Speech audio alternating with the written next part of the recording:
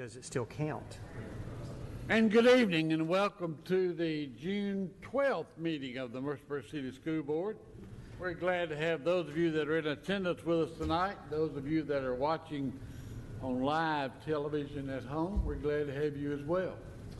At this time I'm going to ask you to please stand as we have a fourth grader and fifth graders.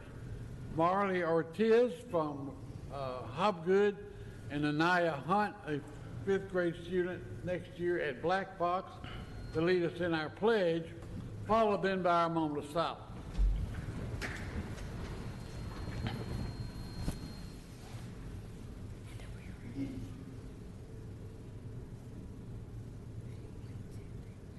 I pledge allegiance to the flag of the United States of America and to the republic for which it stands, one nation, under God, indivisible, with liberty and justice for all.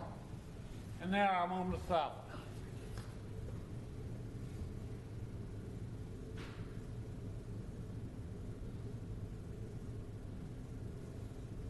Thank you.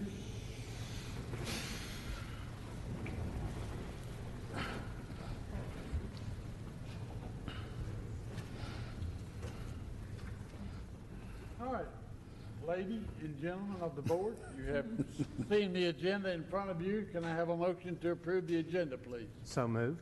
Thank you, Mr. King. Have a second? Second. Thank you, Mr. Settles. All in favor say aye. Aye. Any opposition? And there is none. Thank you very much. Communications, Ms. Trail. Good evening. I'm going to skip a few steps and come back to the camps in just a second. Mitchell Nilsson would like to thank the generous agents from Parks Realty and especially Sinette P. for their generous support. You'll hear Parks Agency come up a lot with Mitchell Nilsson. They help Mitchell Nilsson conduct an essay contest and the agents award prizes to the winners. First place winners get a new bike, second and third place winners get Walmart gift cards, and fourth place winners get a McDonald's gift card, which ends up being 7 bikes and $600 in gift cards. So we appreciate their generosity to our students. Mitchell Nilsson would also like to thank Lori Domer and Creekside at Three Rivers Assisted Living Center for providing lunch for the entire staff on the last day of school. We also want to reach out and thank Experience Church, whose volunteers created family food bags for the summer program. They came in last week and spent a couple of hours in our building, and those food bags are now on the Chow bus to be given out for weekends. Trent Cheeves, Mickey Brooks, Rachel Slough, Kimberly Hicks, and Bess Turner presented at the Rutherford County Chamber's Teach Ready STEM Conference. They shared ways to use technology to enhance instruction and communication. Also at the same conference, Gary Anderson, Dave Latimer, and John Dillman, and the Discovery School students, Tessa Long, Harrison Allen, Benjamin Elfersey, Everett Smith, Tristan Jacobs, Gabby Miller, Olivia Castor, Everett Shaw, Roland Bradford, and Isaiah Phillips demonstrated the If I Had a Hammer build at that conference, and they did a fabulous job. Also last week, Books on a Bus, Bob hit the road, which allows children to choose books to take home in addition to having reading activities on the bus. This charge was led by Sherry Arnett and Carissa Dodson. We want to give our kudos to transportation, technology, our maintenance department, and all the other ones who made Bob possible. I know many of you were there for the ribbon cutting and saw the fantastic job they did. We appreciate the gifts from the Siegel Foundation and Christy Houston Foundation, which helped make Bob the Book Bus a reality. The staffing for the bus is being each day, Teresa Crouch, she's the MCS Bus Driver of the Year, is driving the bus. Teachers Melanie Heston and Suzanne St. John, as well as ESP's Tony Herndon, are helping the children when they enter the book, choose a book, design which reading level they need to be at, just really entertaining them and helping them to grab all the books they want. You'll see Carissa on that bus a lot. She's been pretty much restocking the bus about every other day, so we're watching many, many books disappear, which was the goal. We still do have several thousand books in our warehouse, but if anyone wants to donate books, we are glad to accept those at our central office. We're looking for books anywhere from board books up to teenage, that 13, 14 age group. So again, we're happy to have your books anytime you want to donate those. Also, last week, the summer food program began for anyone in the community who is age 18 and younger. The program provides free lunch and breakfast at various places in the community. This also includes our Chow buses and our Chow Extra Large and our little Sprout bus. So as far as last week's numbers go, there was 3,926 breakfasts served and 4,195 lunches at 28 sites. So the sites for the book bus as well as for the summer food program, the Chow bus, is on our website. So if anyone wants to know when they're going to be at each site, they can go to the City Schools website and look those dates and times and sites up. Now I'm going to switch gears back to our camps that just happened last week. The first ALPHA STEM camp at Hobgood, it was a tremendous success, and I'm actually going to turn it over to Mr. Lyles and let him come up and talk a little bit about the camp while I'm filling in. We want to take time to thank Chris Lilly from the City of Murfreesboro, first of all, foundation of the Alpha Fraternity, Kelly Jones, Tennessee Tech's College of Engineering, the MCS Technology Department, and obviously Greg and his team who helped facilitate the camp for 50 rising 5th and 6th graders. Thank you, and we want to thank Hobgood School for the opportunity to host this camp this year. In the past, because my outreach team is on an 11-month contract, we've always done a self-esteem camp, 1 week for boys, 1 week for girls. This year, we decided to partner with Chris Lilly and the City of Murfreesboro and Tennessee Tech University to offer the STEM camp to 50 of our kids across the district. There was a small registration fee, but there were scholarships available as well for those who were not able to pay. We had 49 students representing 9 of our 12 schools. As Lisa indicated earlier, it was a partnership between Murfreesboro City Schools, the City of Murfreesboro, Tennessee Tech University, College of Engineering, and the First of All Foundation of Alpha Phi Alpha Fraternity. Our kids received free breakfast and lunch. We had some awesome field trips to the water treatment plant off of Compton Road. The kids got to see how technology is involved with the process of cleaning our water and purifying it for use. We were able to they were able to see the inside of the water tower on Jones Boulevard. So, hey, I saw it being built, but that was the first time I saw the inside. Of the water tower? They got to see the inside of the water tower. Now, just how did they do that? It's hollow on the inside, and 150 feet up is where the tank starts. So, but all the inside is hollow. Didn't know that. So did they decline? Or? Yeah, how'd they get up there? Oh, we didn't go up.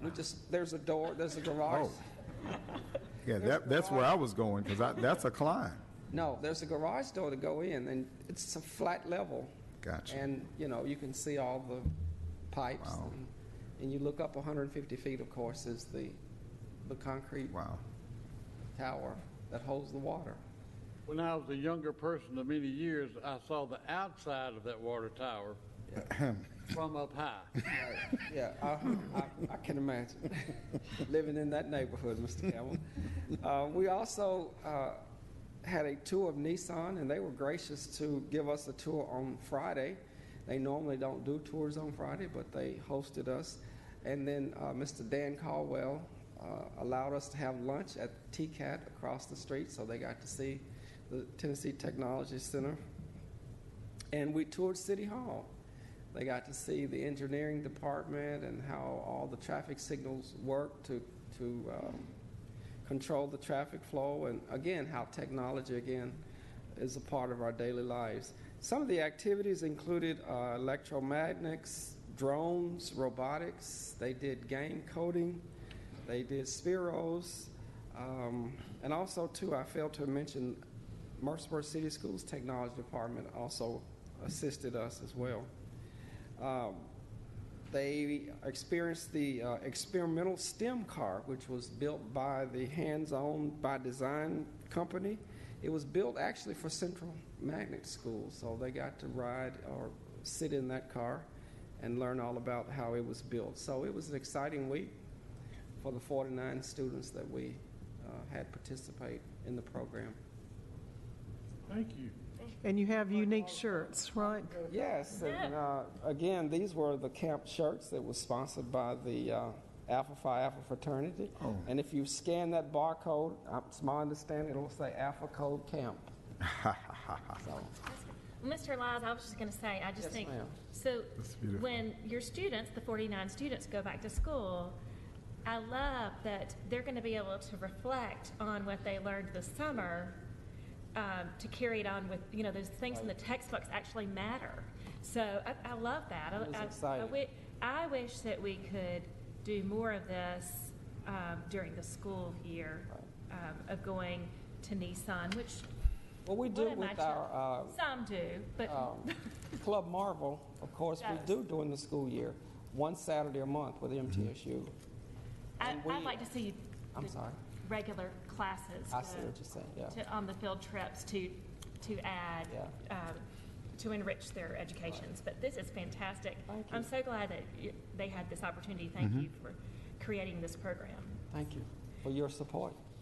And the other thing that I wanted to mention is the Bob Bus. When we went for the unveiling of the Bob Bus, it was like the ice cream man had come to town. I mean, it is wrapped so colorfully, and the kids were so excited to see it. Like they were like, "Is it open? Is it open?" So, and I would have been so excited as a kid to have the Bob Bus show up. So I want to make sure that we get the information about the hours out in any way that we can, you know, the link to the website, because it is fantastic. So I appreciate everyone who contributed to that. I think all the students who have been on the bus would totally agree with you this week. They've had a great time. And again, Carissa's having to refill it about every other day. So there's a lot of books going off that bus. Well, I think I told you this. I was really excited to walk in, and it was just a happenstance that one of the books that was being read, we actually contributed. So it was rewarding, and it makes me want to do it again. So I'm glad that you're saying that we can contribute through the central office right now and probably through the schools during... Right. Okay. And honestly, the schools are open because of ESP. So if they want to drop something off of the ESP sites, they'll get it to us. So whatever is more... So if anybody is if it's more cleaning convenient to out- you to drop off a book at John Pittard or Irma Siegel or overall wherever than central office, drop it, put our names on it, it will get to Bob. Just put Bob the Book Bus. So like pre-K through... Board books, we really need some more board books. It'd be really nice if we had some more dual language books. But We're even looking down at ages 2 and 3 so that they can read too. One comment I want to make: I've received an email probably every day from people that have been writing it, from the teachers that have been writing it. But one wrote me yesterday. I was so excited because the bus driver, who we've already referenced, she has shown them other places that they go to take the bus. And so it's really neat to see her get so involved. So I really appreciate her doing that very much. So, we also, again, school does not stop when the school year stops. So, we also had our third annual student camp for students with special needs last week. It was held at Scales. It was the Wild West. We want to thank our sponsors because they really do help fund that camp, and also the community volunteers. We had high school students, we had teachers giving their time, we had nurses giving their time. This is coordinated by our special education department, but 56 children participated in Camp Burrow. It was a week filled, again, Wild Wild West, so you had square dancing, lassoing, a little bit of water here and there, actually quite a bit of water. The children got to ride horses that they chose to. They were petting goats. They were really enjoying themselves. And so kudos to Melissa Snyder and the special ed team for really pulling that together for the third year. And I think Dr. Gilbert wants to say a few more words about that. I wanted to reiterate thanks to Melissa, but also thanks to Angela Fairchild, Amanda Turbo, and also Karen McGee. And we had, I don't know how many volunteers. We had about 50 volunteers. So it was really an amazing camp. So I really appreciate the leadership that you all have shown with that. It's a great camp. And that is your communication, sir. Thank you, ma'am. I went out to Bob. I went out to the camp on Monday and see some of those, the boys, well, girls too, in the gym with the karate and breaking the boards with their hands, and then you had the petting zoo and the horse and just Nice. a lot of wonderful activities for young people throughout the summertime. One other thing on communication, I just want to mention, particularly to parents, August the 2nd is an election day, and we have 4 seats on our school board that will be voted on that particular day. So I would ask that you please make sure that you get out to vote and make sure that you know who the candidates are. There are actually 2 different elections. One part of the ballot would be for to fill 3 seats of 4-year terms. And then I think the last thing on the ballot, if I'm right, Carrie, know what they told you, the last thing on the ballot will be to vote for one person to fulfill Mr. Barrett's 2-year term. So I would encourage you very much to get to know the applicants and make sure you exercise your right to vote for school board members on August the 2nd. I appreciate all of those who put their names in to support the schools. That's great. All right, consent items. Do I have a motion to approve the consent items? I have a question first. Thank you, Mr. Settles. Have a second.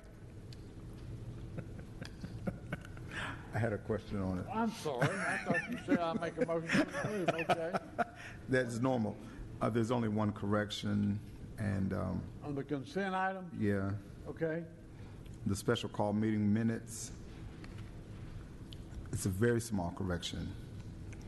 And that is, I'm listed as staff.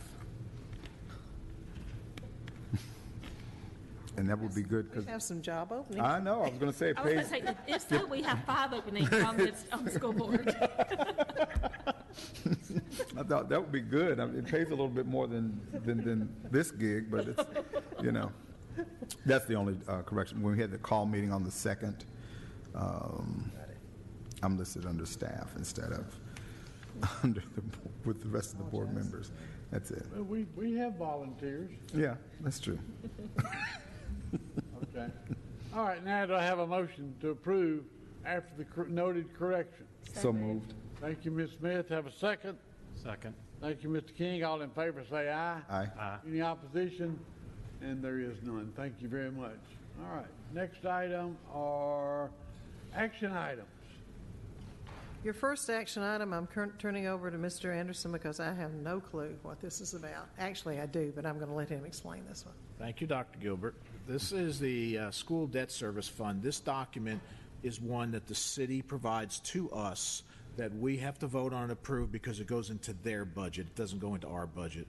And remember, we did it last year. It's under the new accounting rules and regs that the school board has to approve what debt the city is picking up on behalf of school buildings, school construction, et cetera.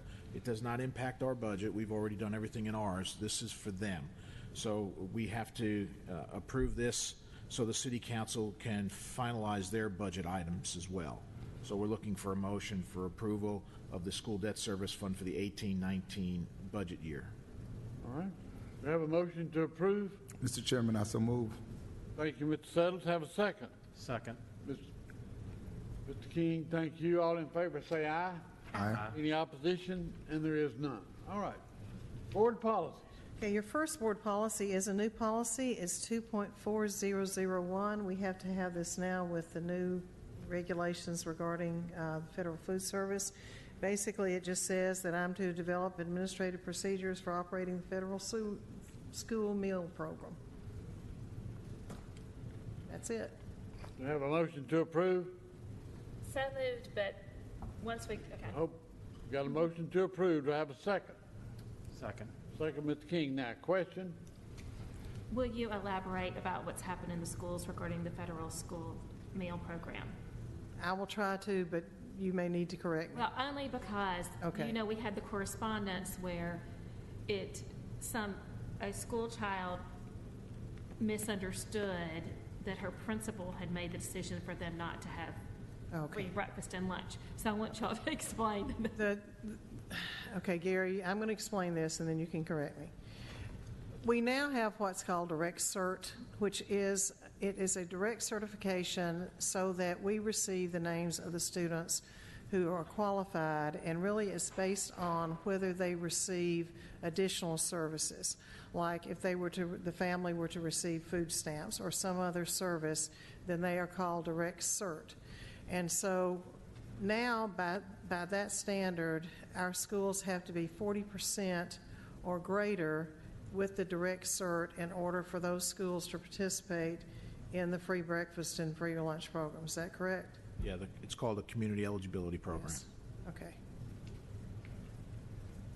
So that's So, and explain that a little further, for the last few years, Right. we've been able to offer free breakfast and lunch district-wide. right. But there have been new procedures saying that if schools have fewer than 40% people that are direct cert, then they will be providing their own lunches unless they qualify for Right. direct. It impacts us, you're exactly right, because of that, because that drops. So when you look at our free and reduced lunches, in fact, if you look at everyone's free and reduced lunch across the state, on the state report card that came out last year, you'll notice there's about a 20% drop. So it's the way that there's a difference in the way the federal government figures free and poverty and the way that Department of Agriculture figures poverty. So if you wanted to see what would be similar, we have to multiply whatever our percentage is now by 1.6, which then raises us back up to that a little over 50%. Without that multiplier, we're going to fall at 34, In the mid-30s. 35%, which is a different, and the reason for that is because of the way it's tallied now. Yes. Basically, some of our schools didn't qualify now under the community eligibility standard, which means they have to go and revert back to the older style program where they have to fill out applications unless they're on the direct cert list, direct certification list. This policy here was one that was put in effect a few years ago, but we didn't have to do it because we were in community eligibility. Now we have to do it, and part of this was a reaction to some communities nationwide doing, basically they called it meal shaming, where if a child didn't have money for a meal, then they'd not feed the child. So that's why the federal government required this policy be put in place now. Okay. Okay. Oh, we have a motion to approve and second. All in favor say aye. Aye. Any opposition? And there is none. Thank you. And I appreciate your asking that, that test my knowledge, because it has been very difficult to understand, so it's interesting. The next policy is 4.201. This is Basic Instructional Program. This would rescind IS-3. The difference in this policy and the IS-3 policy, you'll find in 15, 16, 17, and 18, those lines, and that says the course of study shall include subjects and topics required by state and federal laws and regulations, and then the board reserves the right to add additional courses to amend the content of prescribed courses as needed. So this comes straight out of the recommendation from TSBA, and those are the only new lines are 15 through 18. I have a motion to approve policy 4.201. So moved. Thank you, Ms. Smith. Have a second. Second. Thank you, Mr. King. All in favor say aye. Aye. Any opposition? And there is none. Thank you. 4.202 has to do with special ed. The difference between this policy and IS-4, which was the previous policy, you can find in lines 12, 13, 14, and 15, where it talks about the IEP team, but that is the only difference is that particular section, number 2.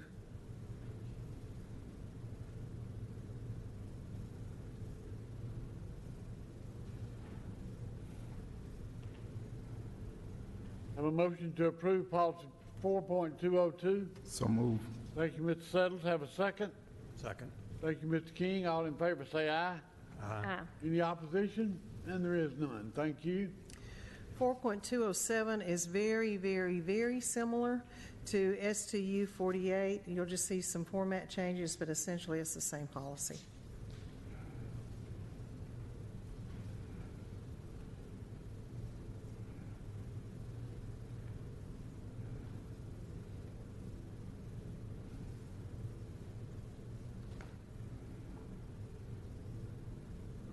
Hold on a minute, I've lost everything I had on this computer. That's why I printed mine. Probably not on you. All right, any questions? Have a motion to approve? So moved. Second, thank you, Ms. Smith. Second. Second? All right. All in favor say aye. Aye. Any opposition? And there is none. Thank you. 4.300 is a new policy. This is concerning extracurricular activities. It is a policy that was recommended by TSBA, and it is a new policy.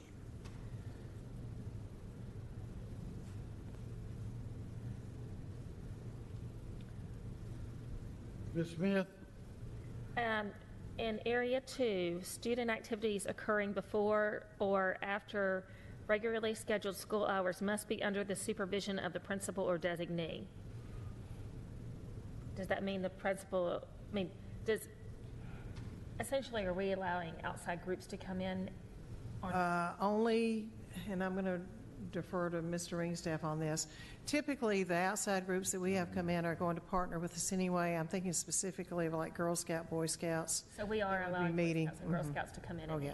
Excellent. And so that designee there may be a teacher, for example, or it may be, you may have, in some of our cases, we have a teacher that is also a parent of one of the children, so that would be, in that case, an example of a designee. Okay, great. Thank you.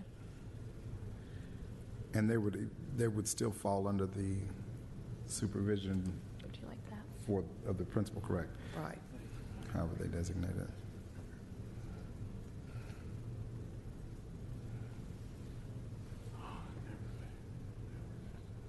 You got it? We'll look at everything.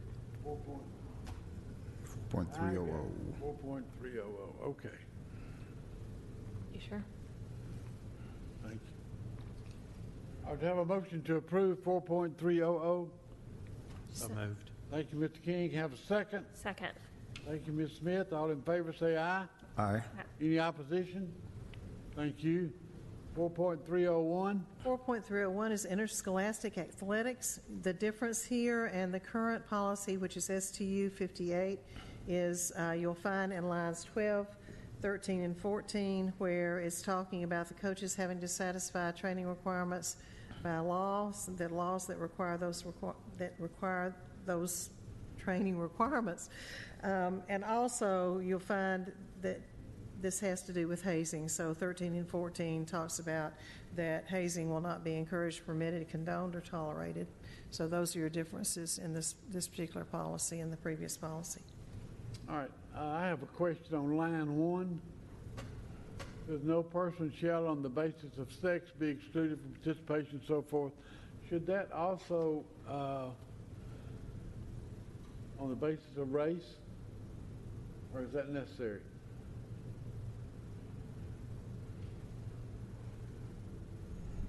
Or ethnic group? This is mainly Title IX, that sentence right there where male, there were more sports offered to male athletes than female athletes. So line number 1 addresses that.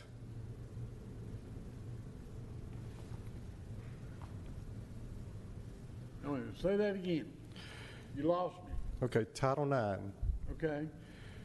came about because more sports were offered to male athletes than female athletes. So they enacted Title IX to prevent that. So that covers that. Now, we can put race in there. We can put all those because we've got that in the other policies. We can do that, and that's no problem. Okay. What's the pleasure? I have a question as well. I don't care whether it says race or ethnic group or whatever. I don't either. It was just a question I had. I actually think ethnic group might be appropriate because of different opportunities. That might be more appropriate. Okay. I have a question too. When it's talking, from your explanation, the Title IX explanation, so we have a football team. And are we saying that we have to have a male football team and a female football team, or if there's a female that wants to play on the football team, this pretend football team, she should not be discriminated against and allowed to play on the male football team +1? Before we have a football team, I think we'd come to you and announce that only thing we offer right now is basketball. Sure, and I'm just Girls hypotheticalizing. basketball, Yeah. boys basketball, and anybody can be a cheerleader. So, Okay. yeah. Mr. King? I was going to say, generally speaking, in the colleges, for every men's team, you have to have a women's team, and the football team is excluded because it's got 85 members. But if you've got a men's baseball, then you need to have a women's softball, men's basketball, women's basketball. Okay. And that's why you see some of the schools, colleges having women's golf or women's bowling, that team to kind of help make up or have equal number of male and female athletes, if you will. But Mr. Settles, to answer your question, females can play football, yes. Okay. If they desire to do that, I they would can. recommend that be flag football. They just make it co-ed, make it over with. I don't know. We've got professional women's football teams. Yeah. I think you're talking about, that Well, safety compliance or whatever. Okay, so do we want to add no person shall on the basis of sex or ethnic group? Yes, sir, we can add the same Ethnicity. sentence as we have in those other policies. Okay. Ms. Baker? All protected classes. Ma'am? I'll add it so it covers all the protected Yes. classes. Okay, That- okay. that helps. Thank you. All right, do we have, I'm sorry, Ms. Smith? On line 12, it says coaches must satisfy all training requirements mandated by federal, state, and local laws. Are those paid coaches, or does that include the volunteer coaches? Anyone who works with our students. The state passed 2 recent laws in the last 2 or 3 years. All coaches have to be trained on concussion testing and AED training. So both volunteer and paid. Yes, Do ma'am. we need to put that, to clarify that, or no? We can add coaches, we can do exactly the first 4 words of the line 13, coaches, employees, and volunteers must satisfy all training requirements. Yeah. Yeah. Or you do could that. just say Covers all that. coaches. No, I like don't that think that coaches, works. employees, and volunteers would Yeah. be good. I think that would work, because I that think covers it. line 13 will cover that, I think. Okay. Yes, sir. All right, now, do we have a motion to approve policy 4.301 I so move. with the changes? Yes. Yes, I move with changes. All right, Mr. Settles, have a second? Second. Thank you, Mr. King. All in favor say aye. Ah. Any opposition? And there is none. Thank you very much. Okay. Your next policy is 4.4001. It rescinds IS-7, and basically it's the same verbiage as IS-7.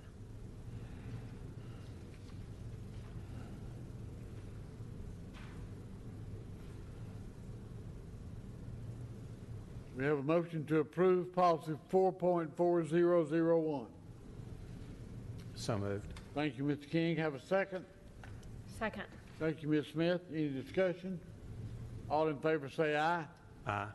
Any opposition? And there is none. Thank you.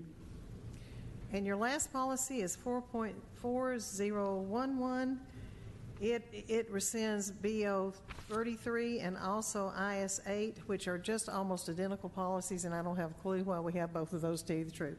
But this one is going to be basically the same verbiage as those 2 policies.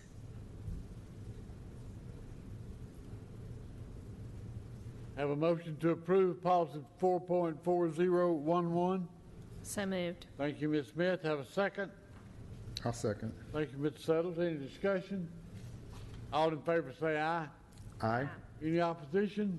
And there is none. Thank you very much. Reports and information. The first report is the enrollment report and our pupil-teacher ratio report. This is the last report of the school year. It was taken on the very last day of school to get the numbers. We grew a total of 258 students over the end of last year. Our pupil-teacher ratio ended up being, on average, 19.85 for the year.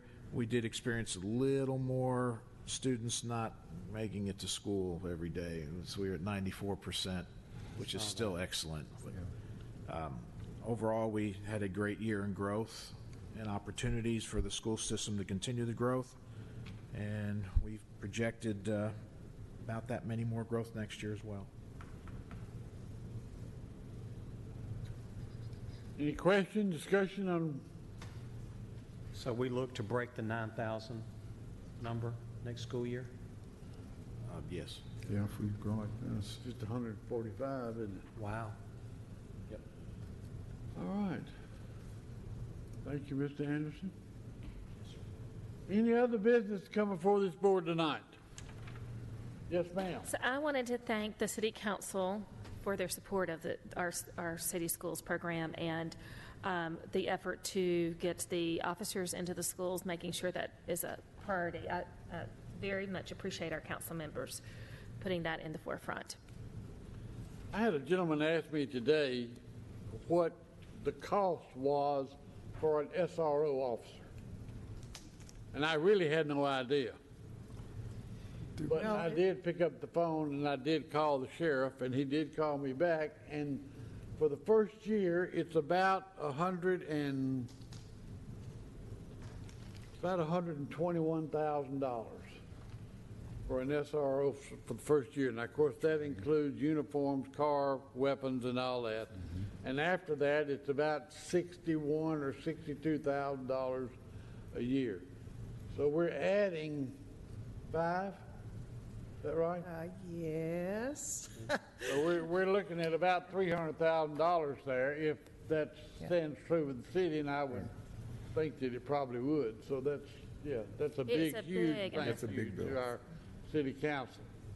What are their, and I had someone speak to me about, so what were their roles be different, how they differ from the existing DARE officers? The DARE officers presently float from, they're Right. different, more than one school. I think that a lot of people think that all the officers do really is just the instruction, but that's not the case at all. The instruction is only going to be a small part of that, and it's only one for one grade level, and it's not, I don't think it's even for all year. But they help us with everything from custody issues to being in the classroom, modeling for the students, talking to the students, to doing, if we have suspicion that the child is late for school and there may be something going on in the home, they will help us out with that. So not just the safety aspects, but really just all around anything that needs to happen in that school, they really they are there. They are also there after school. We use them for our basketball, obviously, but they really are role models for our children, and that matters.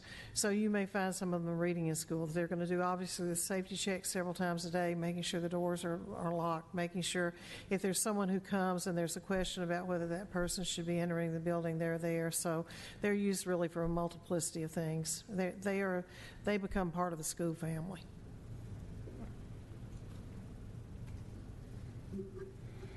All right. Anything else come before our board tonight? All right, if not, do I have a motion to adjourn? So moved. Thank you, Mr. Suttles. Have a second? Second. Thank you, Mr. King, and good night.